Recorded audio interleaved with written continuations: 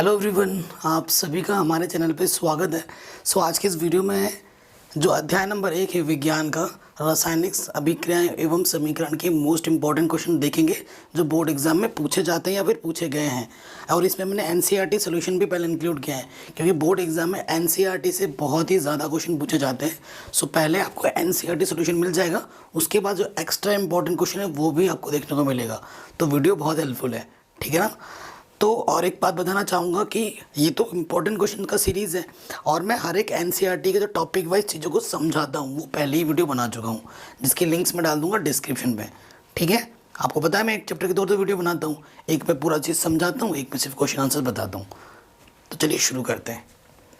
पहले क्वेश्चन पे आते हैं। पहले एनसीईआरटी सोल्यूशंस है, उसके बाद वगैरह वगैरह सारे इंपॉर्टेंट एक्स्ट्रा क्वेश्चन। ऐसे क्वेश्चन है, देख ही रही है। ये वाला क्वेश्चन 2010 में पूछा गया, ये 2017 में पूछा गया है। कभी ना कभी कोई ना क्वेश्चन आ रखा होगा। कह रहे हैं ये जो अभिक्रिया है, ऊपर दी गई अभिक्रिया कैसी है, ठीक है।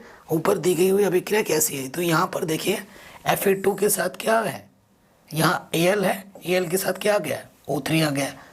तो ये कैसी अभिक्रिया है, ये विस्थापन अभिक्रिया है। एक की जगह हटाकर दूसरा आ गया है तो विस्थापित हुआ है। तो कैसे अभिक्रिया है, ये विस्थापन अभिक्रिया है। ओके, नेक्स्ट क्वेश्चन है चूना पत्थर का रासायनिक सूत्र क्या होता है, CaCO3, ठीक है, कैल्शियम कार्बोनेट। अगला है ऊष्मा शोषी अभिक्रिया में क्या होता है, ऊष्मा अवशोषित होती है। तो ऑप्शन नंबर बी क्या हो जाएगा, ऊष्मा अवशोषित होती है। चिप्स की थैली में भरी जाने वाली गैस हवा भरी भरी रहती है भाई। आप बोलते हो सर ये मैंने 10 रुपये से खरीदा इतना मिलता है, और बोलते हो इतना हवा भरा था। हवा क्यों भरा गया, उस हवा के भी पैसे लगते हैं भाई। और वो हवा कौन सा होता है, नाइट्रोजन गैस होता है। नाइट्रोजन गैस क्या करती है, उपचयन से बचाती है, ठीक है, ऑक्सीकृत होने से बचाती है।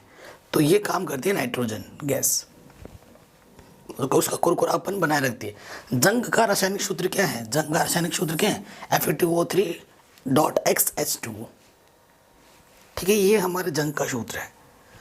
अगला क्वेश्चन है कॉपर सल्फेट में लोहे की कील डुबाकर रखने से किस प्रकार का परिवर्तन होता है, किस प्रकार का परिवर्तन होता है, रासायनिक परिवर्तन होता है।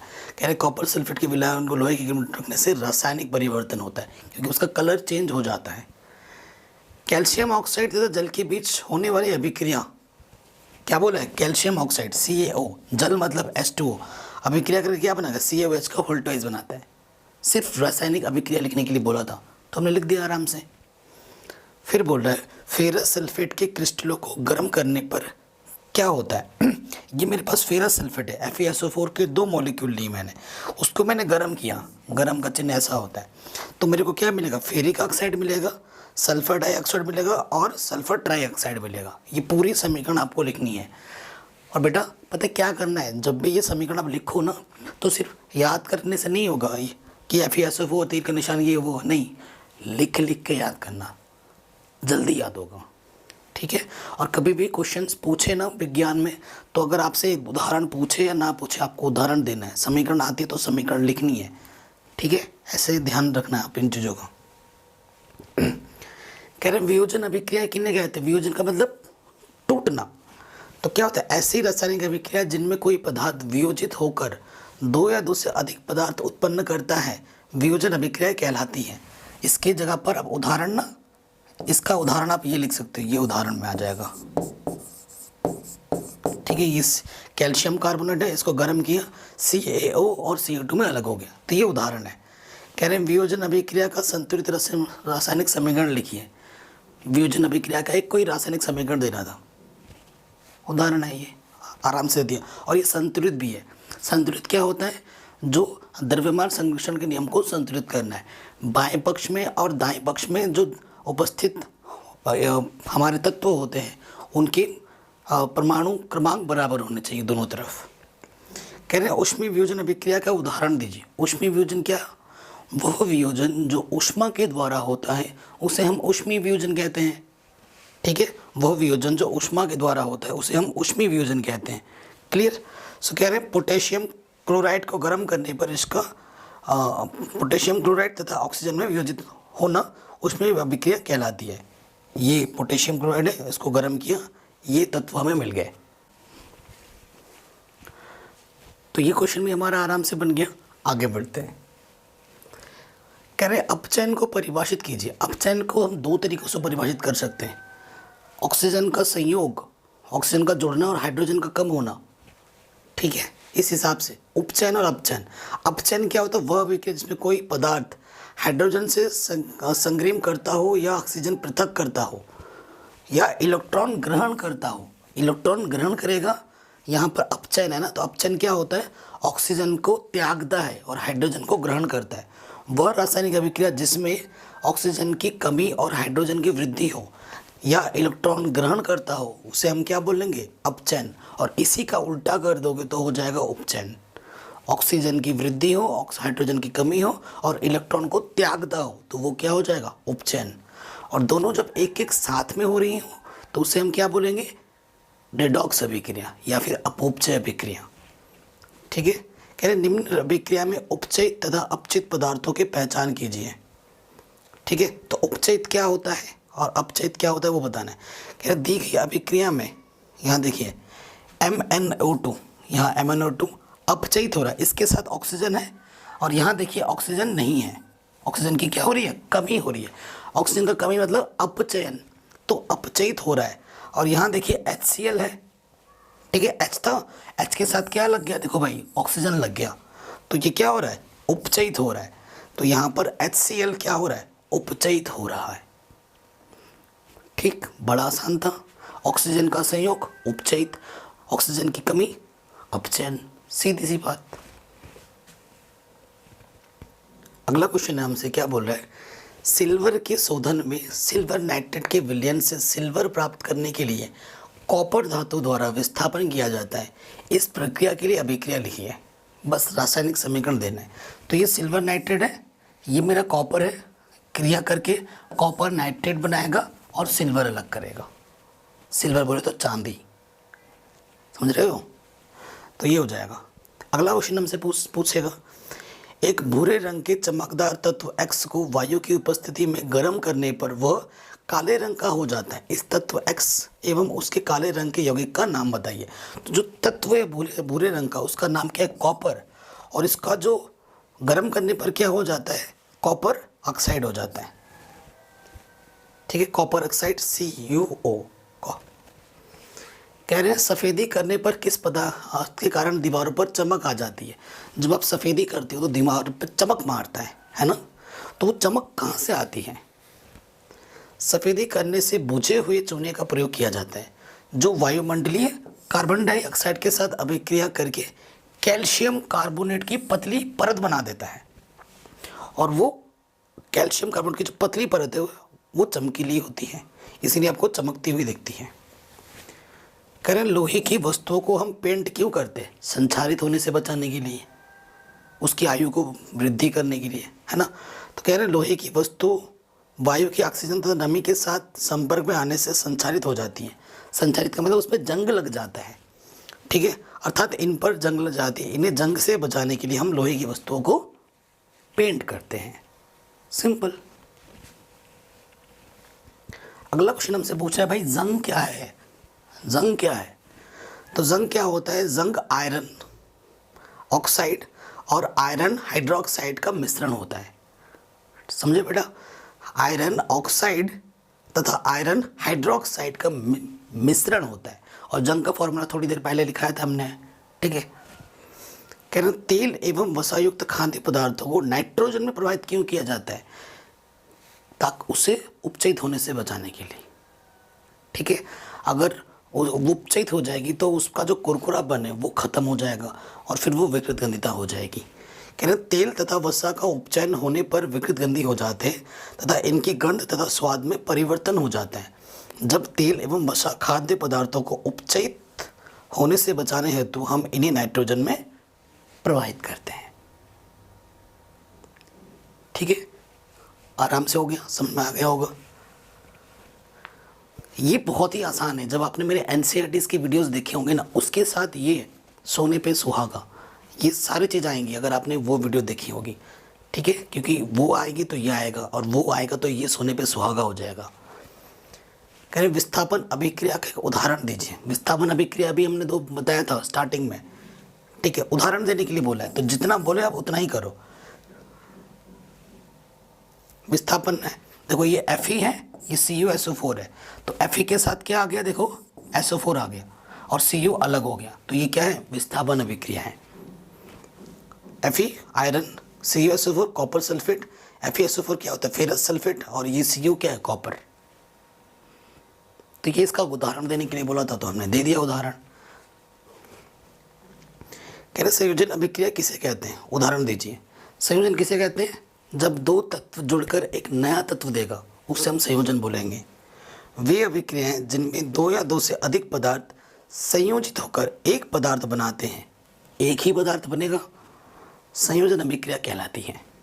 उदाहरण, ये Mg है, ये O2 है, मिलके इन्होंने क्या दिया, 2MgO, मैग्नीशियम ऑक्साइड। तो आराम से हो गया, यही हमसे पूछा था। अगला क्वेश्चन है, वायु में जलाने से पहले मैग्नीशियम रिबन को साफ क्यों किया जाता है। ये जो मैग्नीशियम रिबन है उसको हम साफ क्यों करते हैं वायु में जलाने से पहले। बहुत आसान है, कह रहे साधारण परिस्थितियों में भी मैग्नीशियम वायु में उपस्थित ऑक्सीजन से संयोग करके, जैसे ही आप अगर देखो साफ नहीं किया ना, ऐसे लाए, यहाँ पर वायु है, वायु इस पर आएगी और एक ऑक्सीजन और मैग्नीशियम क्रिया कर लेगी और मैग्नीशियम ऑक्साइड की एक पतली परत बना देगी, तुरंत करके मैग्नीशियम ऑक्साइड बना लेता। अतः मैग्नीशियम रिबन से इस मैग्नीशियम ऑक्साइड पर तथा अन्य अशुद्धियों, वो ऑक्साइड की परत भी है, और अन्य अशुद्धि धूल वगैरह जो है उसको साफ करने के लिए, शुद्ध मैग्नीशियम प्राप्त करने के लिए इसे वायु में जलाने से पहले मैग्नीशियम रिबन को क्या करना होता है, साफ करना होता है, ताकि उसमें मैग्नीशियम ऑक्साइड की जो पतली परत है, धूल है, बाकी अशुद्धियाँ हैं, साफ करके हमें शुद्ध मैग्नीशियम मिल पाए। कह रहे निम्नलिखित रासायनिक अभिक्रिया के लिए संतुलित रासायनिक समीकरण लिखिए। संतुलित रासायनिक समीकरण आपके एग्जाम में 100% आएगा, ये मैं कह दे रहा हूँ आपसे, चाहे वो शब्दों का खेल आए या फिर डायरेक्ट क्वेश्चन आए। ठीक है, संतुलित रासायनिक समीकरण मैंने सिखा रखे करना। हाइड्रोजन H2 क्लोरीन के 2 मॉलिक्यूल्स और हाइड्रोजन क्लोराइड HCl होता है। ठीक है, ये तो मैंने डायरेक्ट संतुलित कर दिया है। वैसे इसका हाइड्रोजन का होता है H2, क्लोरीन का होता है Cl2 और हाइड्रोजन क्लोराइड का होता है HCl। इधर क्लोरीन के 2 हैं, इधर हाइड्रोजन के 2 हैं, हाइड्रोजन का 2 बनाने के लिए 2 से गुणा करना पड़ेगा, तो यही लिखा है 2। ये जैसे 2 से गुणा करोगे ये भी 2 हो जाएगा और ये भी 2 हो जाएगा, तो दोनों तरफ बराबर हो गए, तो ये संतुलित हो गया। फिर बोल रहा है barium chloride BaCl2, aluminium sulphate होगा यहाँ पर। ठीक है, सल्फेट छूट गया है, तो ये एल्यूमिनियम सल्फेट। फिर है बेरियम सल्फेट BaSO4 और फिर है एल्यूमिनियम क्लोराइड AlCl3। ठीक है, और ये संतुलित कर दिया है। संतुलित करना मैंने सिखा रखा है बेटा, आपसे देख लेना चैप्टर 1 में। कह रहे निम्नलिखित अभिक्रियाओं के लिए उनकी अवस्था के संकेतों के साथ संतुलित रासायनिक समीकरण लिखना है। अवस्थाओं के संकेत मतलब कोई अगर द्रव है तो उसे लिक्विड L लिखो, कोई अगर ठोस है तो सॉलिड H लिखो, संकेतों के साथ बताना है। कह रहे हैं जल में बेरियम क्लोराइड तथा सोडियम सल्फेट के विलयन अभिक्रिया करके सोडियम क्लोराइड का विलयन तथा और अघुलनशील बेरियम सल्फेट का अवक्षेप बनाते हैं। अब देखो क्या बोला है, barium chloride, sodium sulphate NO2SO4, विलयन बोला है तो एक्वस AQ, विलयन के लिए क्या होता है, ये शब्द जब आएगा तो आपको क्या लिखना है, एक्वस विलयन। फिर क्या बना रहा है, सोडियम क्लोराइड विलयन है एक्वस, और क्या बना रहा है, अघुलनशील बेरियम सल्फेट, अघुलनशील कौन होते हैं, ठोस। ठीक है, BaSO4 बना रहे हैं, तो ये लिखना था आपको। फिर क्या हो जाएगा, सोडियम हाइड्रोक्साइड का विलयन यानी कि एक्वस। जल में मतलब एक्वस सॉल्यूशन है। हाइड्रोक्लोरिक अम्ल यानी कि HCl, ये भी एक्वस सॉल्यूशन है। के विलयन बोला है तो एक्वस से अभिक्रिया करके सोडियम क्लोराइड एक्वस का विलयन तथा जल बनाता है। जल कैसा होता है, लिक्विड। हो गया, जो बोला वो हमने कर दिया, आसान था एकदम। अगला क्वेश्चन है, किसी पदार्थ एक्स बोले तो ये के विलयन का उपयोग सफेदी करने के लिए होता है। अभी मैंने बोला था चूना, एक्स पदार्थ का नाम क्या होता है सफेदी करने के लिए?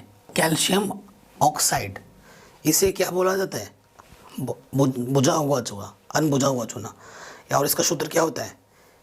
Calcium monoxide, calcium oxide. कह रहे ऊपर लिखे गए एक्स की जल के साथ अभिक्रिया कीजिए।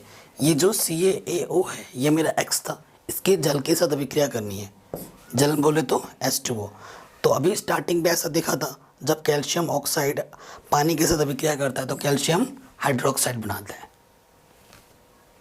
बुझा हुआ चूना। कह रहे क्रियाकलाप परखनली में एकत्रित गैस की मात्रा दूसरी से दोगुनी क्यों है? इस गैस का नाम बताइए। कह रहे जब जल घटित होता है तो हाइड्रोजन ऑक्सीजन गैस बनती है।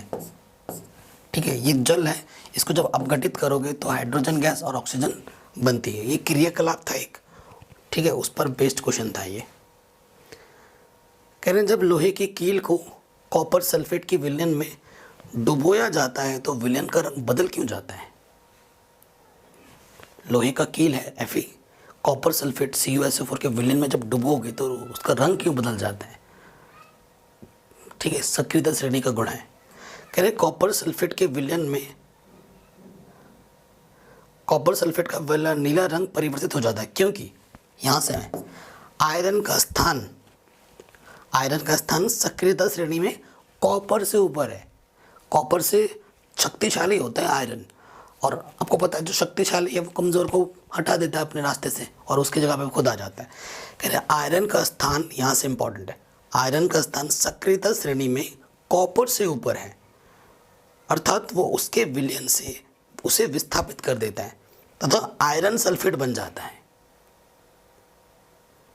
फेरस सल्फेट से क्या बन जाता है? Iron sulphate. और जैसे आयरन सल्फेट बनता है और इसका रंग क्या हो जाता है? बदल जाता है, हरा हो जाता है। ये इसका कारण है, तो यहां से लिखिएगा। अगला क्वेश्चन है, क्रियाकलाप 1.10 से भिन्न द्विविस्थापन अभिक्रिया का एक उदाहरण दीजिए। द्विविस्थापन, दो लोग जो विस्थापित होता है, दो विस्थापन होते हैं एक साथ। देखो ये उदाहरण देना था, ये उदाहरण है द्विविस्थापन का एक। ठीक है, यहाँ पर देखिए क्या है मेरा AgNO3, यहाँ पे NaCl।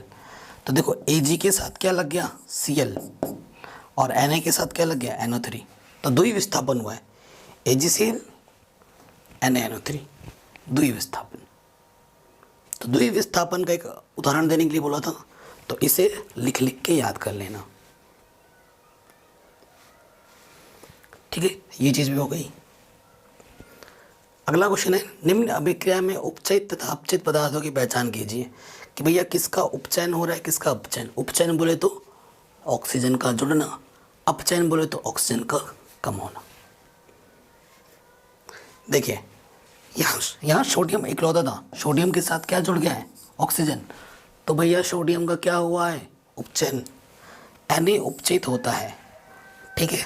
और O2 था, यहाँ O2 है ही नहीं, O2 क्या हो रहा है? अपचयित हो रहा है,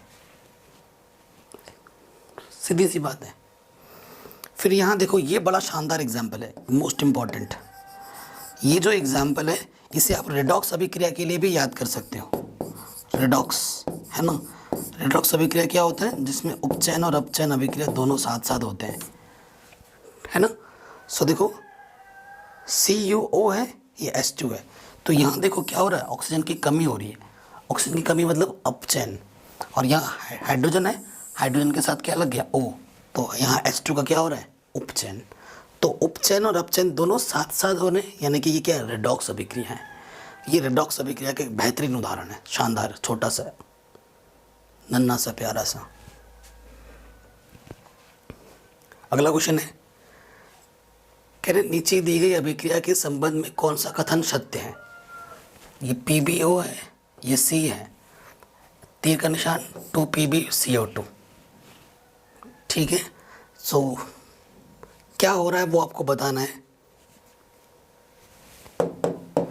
पहला बोल रहा है शीशा अपचित हो रहा है, शीशा बोले तो Pb अपचयित हो रहा है। देखो ये शीशा है Pb, अपचयित हो रहा है, सही है बिल्कुल, यहाँ पर ऑक्सीजन की कमी हो रही है, तो यह स्टेटमेंट बिल्कुल सही है। फिर क्या बोला है, कार्बन डाइऑक्साइड उपचयित हो रहा है। कार्बन डाइऑक्साइड देखो यहाँ से उपचयित हो रहा है, कार्बन था, यहाँ पर कार्बन के साथ ऑक्सीजन आ गया है, ऑक्सीजन जुड़ रहा है यानी कि उपचयित हो रहा है, ये भी सही है। ठीक है, और फिर क्या बोल रहे हैं, कार्बन उपचयित हो रहा है, कार्बन उपचयित हो रहा है, बिल्कुल सही। तो ABC सही है, लेड अपचयित हो रहा है गलत। तो जो हमारा ऑप्शन नंबर 3 है A, B एवं C वो सही हो जाएगा, तीनों स्टेटमेंट सही हैं, चौथा नहीं है। काफ़ी इंपॉर्टेंट क्वेश्चंस लिए हैं मैंने। कहने संतुलित रासायनिक समीकरण क्या है? संतुलित रासायनिक समीकरण क्या होता है?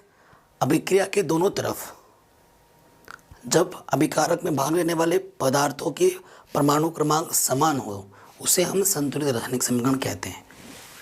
कह रहे वह रासायनिक समीकरण जिसके दोनों पक्षों में प्रत्येक तत्व के परमाणु की संख्या बराबर होती है संतुलित रासायनिक समीकरण कहलाती है। जैसे ये उदाहरण है, Zn प्लस H2SO4, तीर के निशान ZnSO4 प्लस H2 है ना। तो देखो यहाँ Zn एक बार है, एक बार इधर होता है अभिकारक, इधर होता है उत्पाद, ठीक है ना। इस तरफ क्या होता है अभिकारक बाईं तरफ, और दाईं तरफ क्या होता है उत्पाद, उत्पाद। तो इधर Zn कितना है, एक बार, उधर कितना है, एक बार। यहाँ H2 दो बार है, उधर भी H2 कितना है, दो बार। इधर H एक बार है, इधर भी H एक बार है। इधर ऑक्सीजन 4 बार है, उधर भी ऑक्सीजन 4 बार है। तो ये क्या हो गया, संतुलित हो गया। ठीक, संतुलित हो गया, ये आराम से हो रहा है। कह रहे रासायनिक समीकरण को संतुलित करने की आवश्यकता क्यों है? द्रव्यमान संरक्षण नियम को संतुष्ट करने के लिए, सीधी सी बात है। कह रहे रासायनिक अभिक्रिया में पदार्थ ना तो बनाया जा सकता है ना ही नष्ट किया जा सकता है, इसे एक रूप से दूसरे रूप में परिवर्तित किया जा सकता है।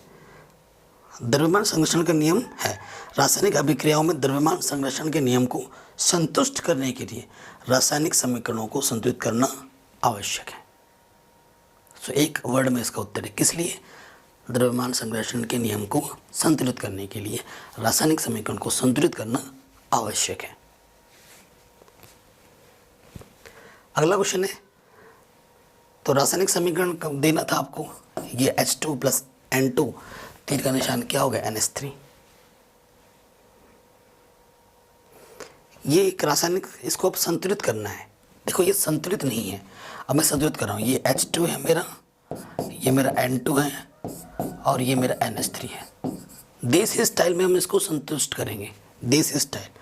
हाइड्रोजन यहाँ कितना है, 2 बार, यहाँ कितना है, 3 बार। नाइट्रोजन इस तरफ 2 बार है, उस तरफ सिर्फ 1 ही बार है। 2 को 1 को 2 बनाने के लिए क्या करेंगे, 2 से गुणा।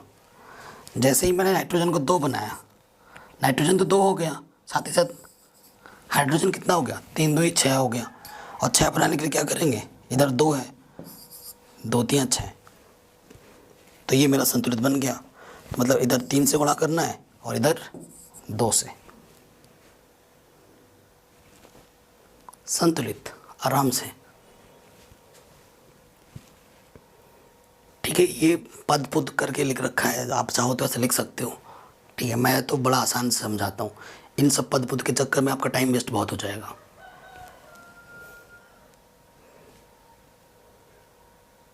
ये देखो, इतना रामायण करने के बाद ये मिला हमें। अब ये कुछ क्वेश्चंस हैं, इसको हम क्या करेंगे, संतुलित करेंगे देसी स्टाइल में। विदेशी स्टाइल भी है पीछे, ये देखो पूरा आपके समझाने के लिए पूरा विदेशी स्टाइल बना रखा है, बट हम करेंगे देसी स्टाइल में। ठीक है, पद 1 पद 2 पद 3, आप अगर चाहो तो ऐसे कर सकते हो, बट देखते हैं देसी स्टाइल। पहला वाला देसी स्टाइल में कैसे करेंगे, देखो सबसे पहले लिखोगे HNO3। ठीक है, ये Ca है, 2 से अंदर गुणा हो जाएगा, O2 H2 अंदर गुणा होता है। तीर का निशान यहाँ क्या है, Ca N2, 3 3 6, ऑक्सीजन 6 और यहाँ H2O।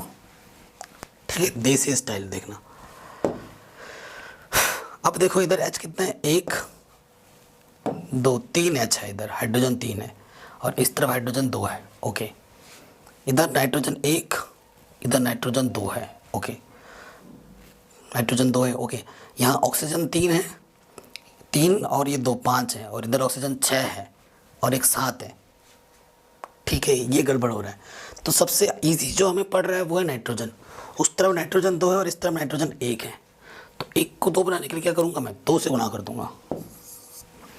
जैसे ही मैंने 2 से मल्टीप्लाई किया, नाइट्रोजन 2 बन गया, ऑक्सीजन कितना हो गया, 3 और 2 6, 6 और 2 8। ठीक है, 8 हो गए। उसके बाद हाइड्रोजन कितना है, 2 और ये 2 4, और उस तरफ हाइड्रोजन मेरे को क्या बनाना पड़ेगा, 4 बनाना पड़ेगा। है कितना यहाँ पर, 2 को 4 बनाने के लिए 2 से गुणा कर दो, तो हाइड्रोजन 4 हो गया, ऑक्सीजन 6 है और ये 2 8। उस तरफ भी 8 है, इस तरफ भी 8 है। ठीक है, कैल्शियम इधर 1 है, इधर भी 1 है।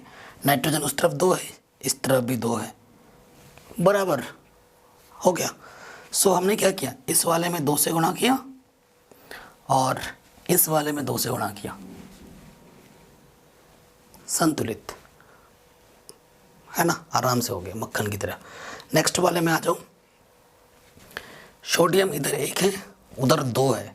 ओके, सो जैसे इधर देखो सोडियम 2 है तो इसको भी 2 बनाने के लिए 2 से गुणा कर दिया। ठीक है, सोडियम 2 बन गया। तो इधर हाइड्रोजन कितना है, 2 है और एक 3 है। उधर हाइड्रोजन कितना है, 2। ठीक, देखो हाइड्रोजन इस तरफ कितना है, 2 और ये 2 4 है, क्योंकि ये 2 सब में गुणा हो जाती है। हाइड्रोजन 2 है, इधर से हाइड्रोजन 2 है, 2 2 4। 2 को 4 बनाने के लिए क्या करना पड़ेगा, 2 से गुणा करना पड़ेगा। तो हाइड्रोजन भी 4 हो गया। ऑक्सीजन कितना है इधर, 4 और ये 2 6। हाँ, 4 और ये 2 6। ठीक है, ऑक्सीजन भी संतुष्ट। सल्फर इधर 1 है, इधर भी सल्फर 1 है, संतुष्ट। दूसरा भी संतुष्ट हो गया आराम से। ठीक है, दूसरा भी संतुष्ट हो गया। फिर देखो यहाँ पर तीसरे में आ जाओ। Na इधर 1 बार है, Na इधर 1 बार है, Cl इधर 1 बार है, Cl इधर 1 बार है, Ag इधर 1 बार है, Ag इधर 1 बार है। ठीक है, Na इधर 1 बार है, Na इधर 1 बार है, ऑक्सीजन इधर 3 बार है, ऑक्सीजन इधर 3 बार है। तो ये समीकरण पहले से ही संतुलित है। तो आप क्या लिखोगे, दिया गया समीकरण पहले से ही संतुलित है। ठीक, ये हो गए। आगे बढ़ जाओ नेक्स्ट क्वेश्चन में। इधर Ba कितना है, 1 बार, इधर Ba 1 बार। क्लोरीन इधर 2 बार है, उधर 1 बार है। तो क्लोरीन को 2 बनाने के लिए क्या करेंगे, 2 से गुणा कर दिया। अब उधर हाइड्रोजन 2 बार है, इधर भी हाइड्रोजन 2 बार है। इधर सल्फर 1 बार है, उधर भी सल्फर 1 बार है। इधर ऑक्सीजन 4 बार है, उधर भी ऑक्सीजन 4 बार है, संतुलित। तो ये अपन का देसी स्टाइल और फॉलो स्टाइल है, मस्त आराम से हो जाएगा, बिंदास। अब आपको दुनियादारी करनी है तो कर सकते हो ऐसे, पद 1 पद 2 ऐसे करके टाइम वेस्ट कर सकते हो आप। ठीक है, बट मैं कहूँगा इस मैंने जैसे सिखाया है वैसे करने से पहले आप लिख देना कि बाएं पक्ष और दाएं पक्ष में जो जो तत्व आपको दिखेंगे ये तत्व के असंतुलित हैं, तो इनको संतुलित करने पर फिर वो डायरेक्ट लिख दो, सही होगा। पूरे नंबर मिलेंगे। मैंने किया, मेरे को पूरे नंबर मिले हैं, तो आपको क्यों नहीं मिलेगा। ये मत सोचना कि पूरे नंबर नहीं मिलेंगे, पूरे नंबर मिलेंगे। ये देखो कितना बड़ा चौड़ा करके कर रखा है। ठीक है, पद पुद करके, तो आप देख लेना पद पुद है, ये सब गोली मारो पद पुद को। अब यहाँ से आते हैं क्वेश्चंस में। करें निम्न अभिक्रियाओं के लिए संतुलित रासायनिक समीकरण लिखिए। कैल्शियम हाइड्रोक्साइड CaOH का whole twice, carbon dioxide Ca2। ठीक है, तीर के निशान, कैल्शियम कार्बोनेट CaCO3, जल H2O। तो ये अभिक्रिया पहले से ही संतुलित है। फिर क्या बोले, zinc Zn, silver nitrate AgNO3। ठीक है, जिंक नाइट्रेट ZnNO3 ट्वाइस और सिल्वर Ag। तो ये संतुलित नहीं है। ठीक है, ये संतुलित नहीं है। तो यहाँ देखिए Zn इधर 1 बार है, इधर भी 1 बार है। अगर इसको आप खोलना चाहोगे तो खोल के लिख सकते हो, देखो Zn 2 से गुणा कर दोगे, N2 ऑक्सीजन कितना हो जाएगा, 3 दूनी 6 प्लस Ag। ठीक है, Zn एक बार है, इधर भी एक बार है। ठीक है, यहाँ Ag एक बार, इधर भी Ag एक बार। ठीक है, यहाँ नाइट्रोजन एक बार, इधर नाइट्रोजन 2 बार है, तो इसे 2 से गुणा करना पड़ेगा। ठीक है, ये देखो 2 से गुणा किया है। उसके बाद इधर Ag 2 बार हो गया है, इधर Ag एक ही बार है, तो 2 बना देंगे। अब देखो सब संतुलित हो गए बराबर, जो बाएं पक्ष में जितना है उतना ही दाएं पक्ष में, तो ये इसकी संतुलित रासायनिक समीकरण हो जाएगी आराम से। फिर ये है aluminium Al, copper chloride CuCl2, तीर का निशान एल्यूमिनियम क्लोराइड AlCl3 और ये कॉपर। ठीक है, इसको संतुलित करना है। देखो इधर एल्यूमिनियम 1 है, इधर 1 है, इधर क्लोरीन 3 है, इधर क्लोरीन 2 है। ठीक, तो देखो क्लोरीन को 3 बनाने के लिए इधर 2 है और इधर 3 है, सम विषम का चक्कर है, तो क्या करना पड़ेगा, इसमें 3 से गुणा कर दो और उसमें 2 से गुणा कर दो। ठीक है, तभी बराबर होगा, क्योंकि 3 दूनी 6, तो इसमें 3 से गुणा करना पड़ेगा और इसमें 2 से कर दिया। तो जैसे ही मैंने गुणा किया, कॉपर 3 हो गया। ठीक है, इधर कॉपर 3 हो गया, इधर कॉपर 1 ही था, तो इधर भी 3 से गुणा कर दो। ठीक, तो एल्यूमिनियम 2 है इस तरफ, एल्यूमिनियम 2 हो गया, इधर एल्यूमिनियम अकेला है, तो इससे भी 2 बना दो। अब ये संतुलित हो गया पूरा, मस्त। ठीक है, उसी तरीके से ये है barium chloride BaCl2, potassium sulphate K2SO4, barium sulphate का होता है BaSO4 और पोटेशियम क्लोराइड KCl। ठीक है, सो देखिए यहाँ पर क्लोरीन 2 बार है और इधर 1 ही बार था, तो 2 से गुणा कर देंगे। और यहाँ पोटेशियम भी 2 बार हो गया, इधर भी पोटेशियम 2 बार है, इधर Ba 1 बार है, इधर भी Ba 1 बार है, इधर H 1 बार है, इधर भी H 1 बार है, ऑक्सीजन 4 बार है, इधर भी ऑक्सीजन 4 बार है, तो दोनों तरफ बराबर हो गए, तो ये संतुलित हो गया आराम से। ठीक है, ऐसे ही इसको भी संतुलित करना है।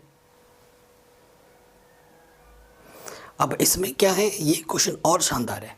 इसमें आपको अभिक्रिया देख के अभिक्रिया के टाइप्स बतानी है कि ये किस तरह की रासायनिक समीकरण है। ठीक, कह रहे ये वर्ड प्रॉब्लम में लिखा हुआ है, उसको पहले आपको समीकरण के रूप में लिखना पड़ेगा। पोटेशियम ब्रोमाइड KBr, फिर क्या है ब्रोमियम बोरियम आयोडाइड BaI2, तीर का निशान, फिर क्या बोला potassium iodide Ki, bohrium bromide BaBr2। फिर इसको संतुलित किया, इधर 2 से गुणा किया, इधर 2 से गुणा किया, संतुलित हो गया। सो आप देख रहे हैं ये कैसा है, द्विविस्थापन है। कैसे द्विविस्थापन है, देखो ये I2 और ये Ki एक साथ आ गए और ये Br और ये Ba एक साथ आ गए, तो ये कैसी अभिक्रिया है, द्विविस्थापन अभिक्रिया है। और संतुलित तो मैंने कर ही दिया है।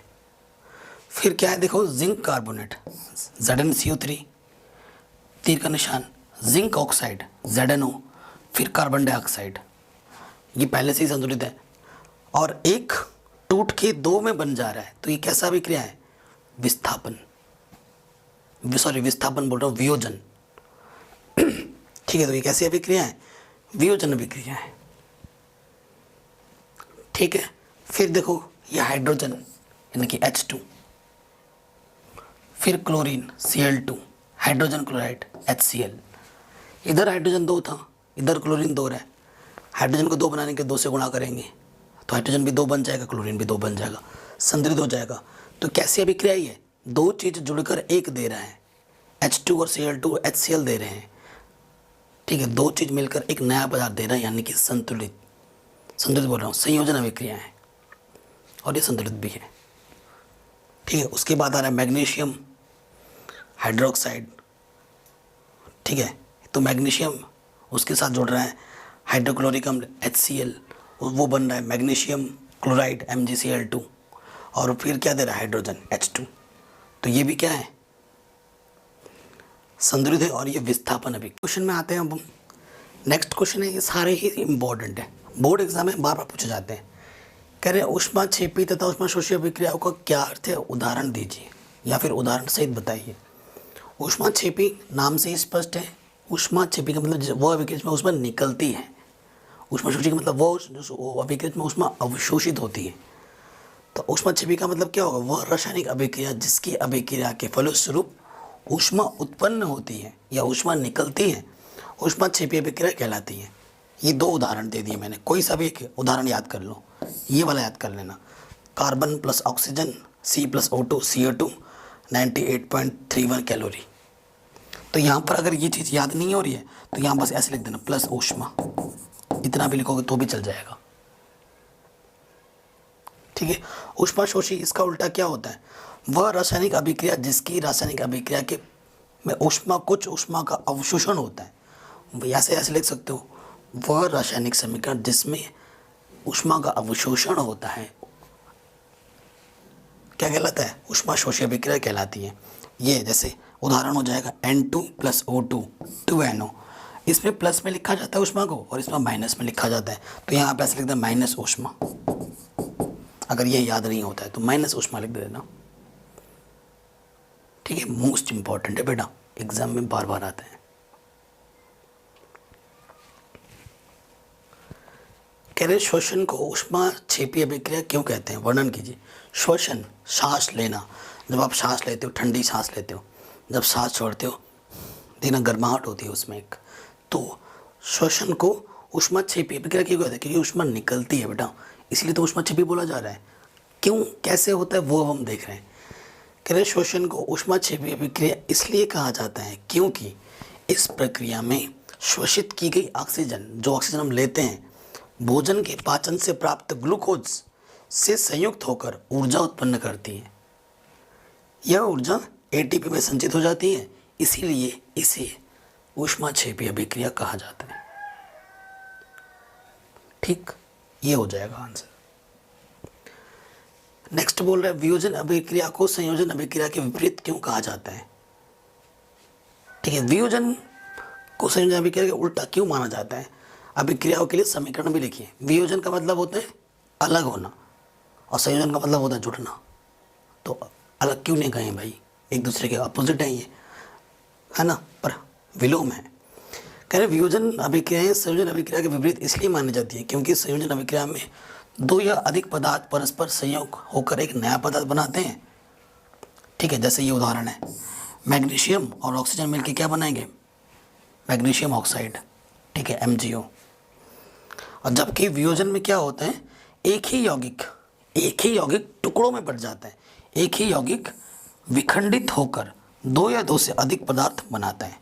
जैसे कैल्शियम कार्बोनेट है, उसको मैंने गर्म किया, कैल्शियम ऑक्साइड और कार्बन डाइऑक्साइड में अलग हो गया। तो एक ही तत्व का दो या दो से अधिक पदार्थों में विखंडन होना वियोजन अभिक्रिया कहलाता है। ठीक, ये भी हो गया आपका आराम से।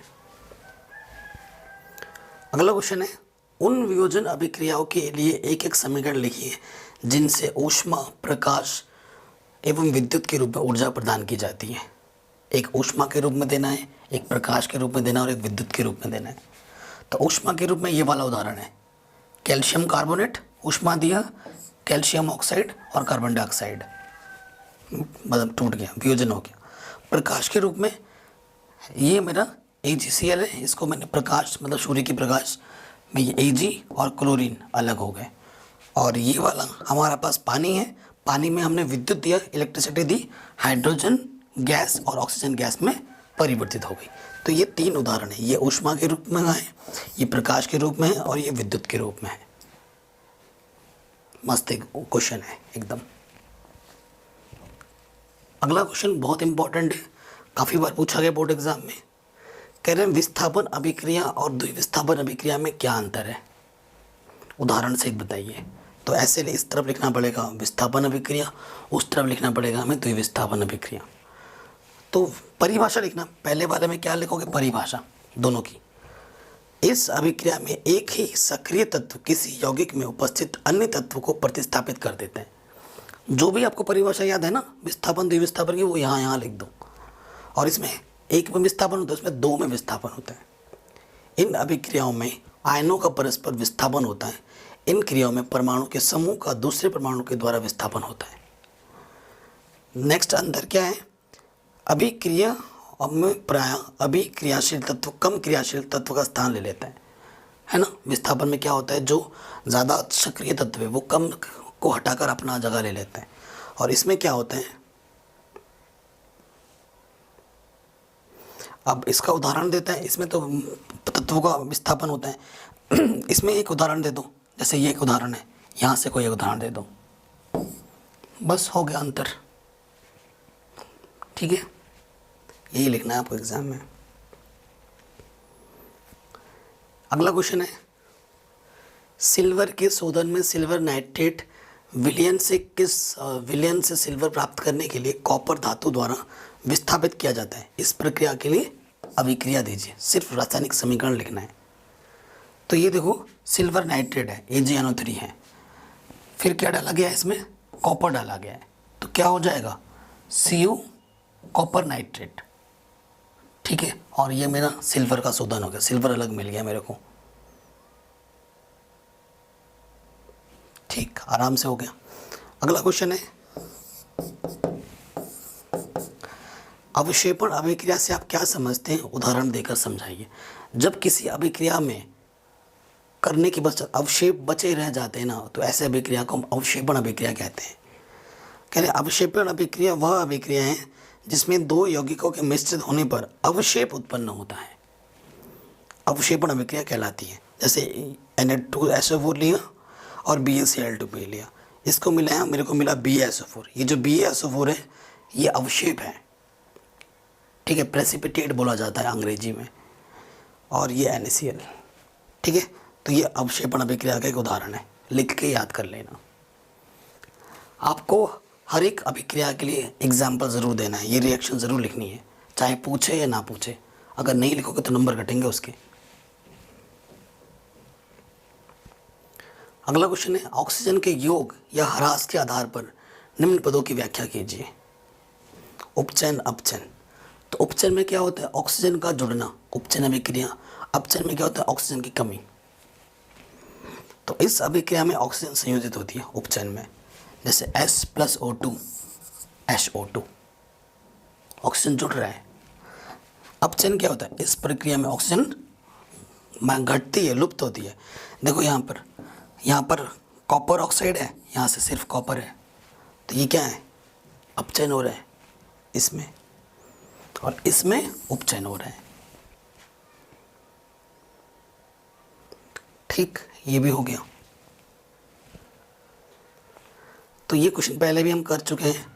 एक भूरे रंग की चमकदार तत्व X को वायु की उपस्थिति में गर्म करने पर वो काली रंग की हो जाती है, तो उस तत्व का नाम क्या होगा और उस यौगिक का नाम क्या होगा। तो काला तत्व कॉपर है और उस यौगिक का नाम कॉपर ऑक्साइड है। लोहे की वस्तु को हम पेंट क्यों करते हैं, पहले ही पढ़ चुके हैं। तेल एवं वसायुक्त खाद्य पदार्थ को नाइट्रोजन में क्यों किया जाता है, पहले पढ़ चुके हैं। ठीक है, निम्न को पर संक्षिप्त टिप्पणी लिखी है, हर बार एग्जाम में आ जाता है। संचारण और विकृत गंधिता पर हर बार आता है, हर बार, तो इम्पॉर्टेंट है बहुत ज़्यादा। अब संचारण क्या होता है, जंग लगने से। ठीक है, संचारण का मतलब जंग लगना, और विकृत गंधिता का मतलब होता है खाद्य पदार्थों का सड़ जाना, गल जाना। ऐसे आप सोच सकते हो, फिर उसको बड़ा चढ़ाकर बनाकर भी लिख सकते हो, है ना। मेन चीज़ याद होनी चाहिए। संचारण क्या होता है, जब किसी धातु की सतह वायु, जल अथवा नमी से क्रिया करके, जब किसी धातु की सतह वायु, जल अथवा अपने चारों ओर उपस्थित किसी अन्य पदार्थ द्वारा अभिक्रमित हो जाती है, जहाँ ठीक है, उसे हम संचरित कहते हैं, अतः इस पर जंग लगना कहा जाता है। यह प्रभाव संचरण कहलाता है। उदाहरण, लोहे पर जंग लग जाना। जंग मुख्यतः जलीय आयरन ऑक्साइड होता है। संचारण लोहे की वस्तुओं की संरचना को दुर्बल कर देता है और लोहे का संसार एक गंभीर समस्या है, क्योंकि प्रतिवर्ष बहुत साधन संचारित होने को शुद्ध लोहे में। ठीक है, मतलब बता रहा हूँ, ये इसको छोड़ो। संचारण क्या होता है, जो लोहे की वस्तु होती हैं, अगर उसे हम किसी नमी वाले स्थान पर, जहाँ पर सूर्य का प्रकाश नहीं आ रहा है, जहाँ नमी है, जहाँ पानी है, ठीक है, अगर वहाँ पर रखे रहेंगे कई दिनों तक, तो वो उससे अभिक्रिया कर कर एक भूरी भूरी रंग की पपड़ी बना देती है उस वस्तु पर, ठीक है। और वो भूरी भूरी रंग की पपड़ी क्या होती है? जंग होती है। तो लोहे की वस्तुओं पे जब जंग लग जाता है तो उसे हम कहते हैं संक्षारित होना, ठीक है। तो हम कहते हैं कि ये वस्तु संक्षारित हो गई है। और संक्षारित जब हो जाती है तो उस लोहे की वस्तु की धीरे धीरे वो बेकार कर देती, सड़ा देती है उसको, ठीक है। तो अगर इससे हमें बचाना है, संक्षारित से अगर बचना है, तो वस्तु को हमें धूप में रखना पड़ेगा जहाँ नमी ना हो, ठीक है, जहाँ ये सब चीज़ें ना हो, नमी पानी ये सब ना हो। और वस्तु को पेंट करना पड़ेगा, पेंट करके भी हम वस्तु को संक्षारित होने से बचा सकते हैं। अगला है विकृत गंधिता। तो विकृत गंधिता कहाँ होता है? जो जैसे जो खाद्य पदार्थ जिसमें तेल, वसा, फैट जिसमें होता है ना, जिनसे ये बनाए जाते हैं, जब वसा तथा तेल उपचित हो जाते हैं तब ये विकृत गंधिता हो जाते हैं, ठीक है। तो जब जो खाना आप बनाओगे, जैसे आलू का चिप्स है, कोई भी खाना जो तेल पे बना है, वसे में बना है, इसमें फैट है, अगर उसको आप कई दिनों तक रख दोगे, कई दिनों तक ऐसे ही रख दोगे, तो देखना कोई दिनों बाद उसमें से बदबू आएगी, ठीक है। उसका स्वाद जो है वो बदल जाएगा, टेस्ट अजीब हो जाएगा। क्यों? क्योंकि वो उपचित हो गई है, ठीक है। तो इसी को विकृत गंधिता कहा जाता है, क्योंकि उसका स्वाद और गंध बदल जाता है, खाने लायक नहीं रहता है फिर वो। अगर इससे आपको बचाना है तो उस पदार्थों को हम, जिन वसा युक्त पदार्थों का उपचित होने से बचाने के लिए उसमें हम नाइट्रोजन गैस प्रोवाइड करते हैं, ताकि उसका उपचयन होने से बचाया जा सकते। और जो भी खाद्य पदार्थ हैं उसके कुरकुरेपन को और उसके स्वाद को बहुत दिनों तक हम मेंटेन करके रख पाएँ। तभी जैसे चिप्स होते हैं, आलू के लेज़ है ना, कुरकुरे, तो इन सभी ये सब वस्तुएं हवा में बंद रहती है। और वो हवा क्या होता है? नाइट्रोजन होता है। वो क्या करते हैं? उस पदार्थ को उपचित होने से बचाता है। तो यही हमारा विकृत गंधिता है। तो इस तरीके से हमारे चैप्टर 1 के most important questions finish. NCERT और ये वीडियो आपको मास्टर बना देगी इस चैप्टर का, और एग्ज़ाम में कहीं से भी क्वेश्चन आए आप आराम से कर लोगे। अगर वीडियो अच्छी लगी हो तो लाइक शेयर ज़रूर करना। अच्छी लगी तो लाइक करो, बुरी लगी तो डिसलाइक करो। कमेंट करके ज़रूर बताओ आपको वीडियो कैसी लगी, ठीक है। मिलते हैं आपसे नेक्स्ट वीडियो में। डिस्क्रिप्शन ज़रूर चेक करो, वीडियो लिस्ट प्लेलिस्ट को ज़रूर चेक करो। जय हिंद।